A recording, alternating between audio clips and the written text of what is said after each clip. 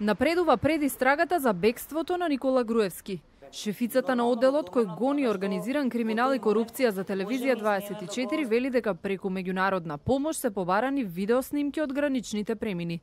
Вилма Русковска не споделува детали ниту околу бегалската рута на Груевски, ниту пак околу сомнежите за одговорни лица. Така е побарана и меѓународна правна помош да се обезбедат снимки од граничните премини.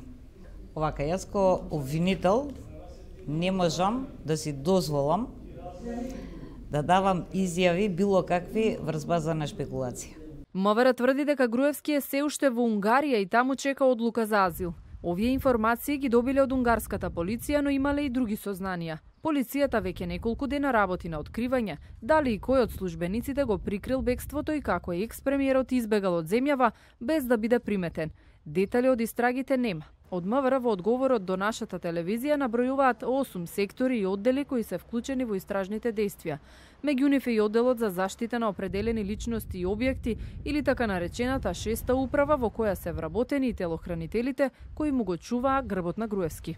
Според сознанијата со кои располагам и разговорот со Министерството за внатрешни работи на Унгарија, Груевски се наоѓа во Унгарија каде ја чека одлуката на властите за неговото барање за азил. За бегството на Груевски се загрижи и судскиот совет, барајќи евентуална одговорност и пропусти од кривичниот суд, па во кусото соопштение до јавноста напоменаа. Од причина што во јавноста се изнесоа информации за евентуални пропусти во постапувањето на Основниот суд Скопје 1, ја информираме јавноста дека од страна на советот се преземаат сите активности согласно закон. Црногорскиот министер за надворешни работи на брифинг со новинарите таму им соопштил дека неговата земја го испочитувала дипломатскиот протокол. Во времето кога Груевски одлучил да бара азил во Унгарија, за него не беше објавена потеница, ниту Македонија укажа дека тој прекршил закон. Црногорските надлежни органи постапија како и со секој друг граѓани. Тој беше во друштво со дипломат и немаше законски проблем да влезе или да ја напушти нашата држава. Додека земјава ги токми документите за екстрадиција на најбараниот поранешен премиер, унгарскиот парламент денеска расправаше за азилантскиот статус на Груевски. Според владата на Орбан не е потребно да се применуваат азилантските правила кои се наметнати за останатите баратели на азил.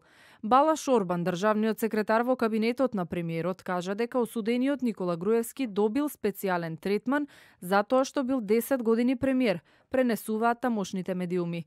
Унгарските аналитичари и невладени контра оваа теза тврдат дека нивниот закон за азил не познава безбедносни причини.